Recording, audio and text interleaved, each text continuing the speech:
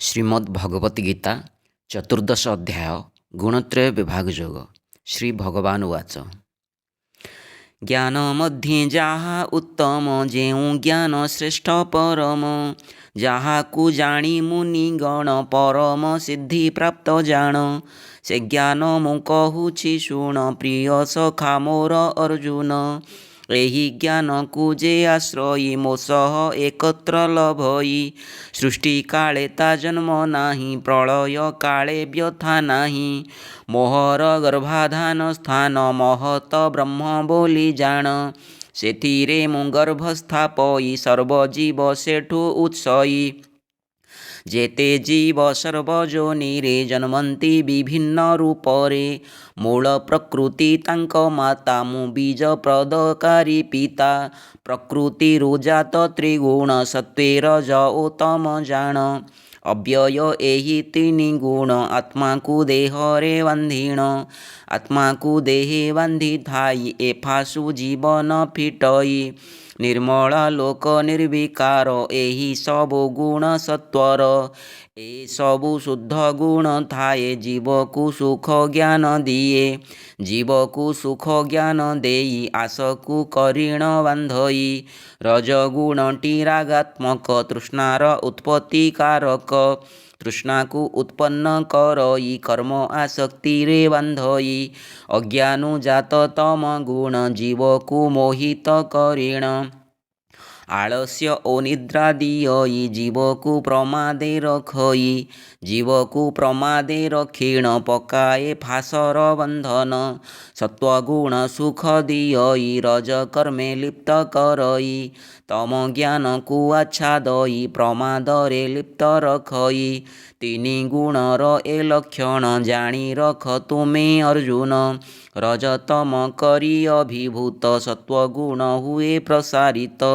सत्वतम करी अभिभूत रजगुण हुए प्रसारित सत्वरज करी अभिभूत तम गुण हुए प्रसारित शरीर सर्वद्वार देई प्रकाश उदय हुई ज्ञानर प्रकाश होइण सत्वगुण वृद्धि जाणीण कर्मारंभ वृत्त अशांति लोभ महाजात हुअन्ति एमंत देखिले जाणीब ताहार जगुण प्रभाव तम गुणी जेवे बढ़ई प्रमाद मोह जात होई जन्मई आलस्य अज्ञान एहा निसंदेह अर्जुन जेवे प्रबल सत्वे थाई जदि सेवे जीव मरई तत्वज्ञानीक अमलिन निष्पाप लोक प्राप्ति जान थाई प्रबल रजगुण हुई जीवर मरण कर्मचक्रे लागी रही कर्मासक्त मेले जन्मई तम गुण रे जीव मरे मूढ़ जोनि से प्राप्त करे सत्वकर्म फल निर्मल राजस दुःखमय फल तामस फल जे अज्ञान अर्जुन कुंतीमानंदन सबु गुण ज्ञान उदय राजसु सर्वलोभमय तामसु प्रमाद जातई अज्ञान तामोह जन्मयि सत्वगुणी ऊर्ध्वगमन राजस मध्य अवस्थान जघन्य नीच बुद्धि जन तम गुणी अधोपतन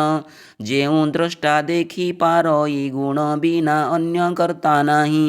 स्वयं गुणातीत मानई से भव सागरु तरई मोर भाव को प्राप्त होई संदेह एहि वाक्य नाही देह उत्पत्तिर कारण प्रकृति रुजात त्रिगुण त्रिगुण अतीत हुई जन्म मृत्यु पार करई जरा दुख मुक्ति पाइण परम गति लभे जान अर्जुन उवाच आहे प्रभु मधुसूदन करमो संदेह नाशन त्रिगुण अतीत जनर किपरि आचार व्यवहार केमंते गुण आचरीण पारि करी हेव त्रिगुण श्री भगवान उवाच कर्म प्रवृत्त मोह ज्ञान उपस्थित हेले अर्जुन से माने द्वेष न करन्ति अति उल्लास न हुअन्ति समस्त निवृत्त हुई पुणी कामना न करई न होई कार्य विचलित उदासीन भावे अवस्थित निज स्वभाव अनुजाई गुण सबु कार्य करई एमंत से माने जाणीण कौनसी चेष्टा न करीण सर्वदा आत्मस्थ रुहंती मनरे मोते भजुथांती सुख दुख समभावई लौह स्वर्णर भेद नाही प्रिय ओ अप्रिय अभिन्न निंदा स्तुति सबु समान शत्रु मित्र सबु समान यथा मान ओ अपमान शीत ओ उष्ण समभाव सुख दुख रे नाही भेद निंदा स्तुतिरे मौन रही सर्वदा संतुष्ट रुहई कर्मर आरंभ त्यागई निजकु कर्ता न भावई आदि गुण जे आचरई त्रिगुणातीत से बोलाई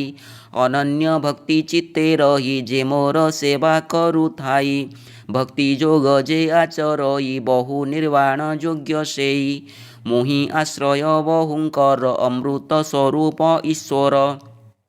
मोहि शुद्धतार आधार धर्म ऐकांतिक सुखर मोहि शाश्वत सनातन अव्यय प्रभु भगवान लोड़ा नाही मोधन जन स्वर्गीय नारी बा सम्मान सर्ववहाणु एक करी तोଳିले हस्ते तुळा धरी कृष्ण भक्ति संगे समान कस्मिन् काळे न होईण काहू जाणी भदेह बंधु भितरु बाहारु अनंतु एमंत जे नर जाणई निरंतर कृष्ण भजई श्रीकृष्ण मोक्ष सुधारस लेखाई दीन कृष्ण दास चतुर्दश श्रीकृष्ण गीत हुई एठारे समाप्त ओं तत्सदिति श्रीमद्भगवद्गीतासु उपनिषत्सु ब्रह्मविद्यायां